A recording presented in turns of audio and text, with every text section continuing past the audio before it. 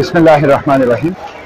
Doctor Fauzia Siddiqui 20 साल बाद अपनी बहन डॉक्टर आफिया सिद्दीकी से मिलने अमेरिका जा रही है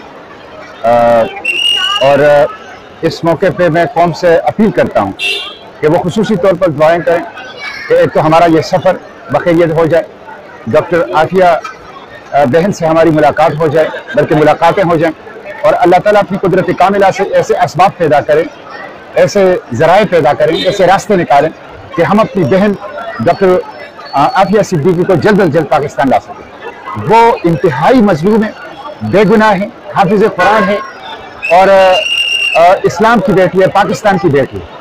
तो पूरी कौम से मेरी अपील है कि वो इस दौरे की कामयाबी के लिए डॉक्टर आफिया से मुलाकात और जल्द अज जल्द डॉक्टर आफिया की पाकिस्तान लाने के हवाले से वो दुआएं करें। बहुत शुक्रिया।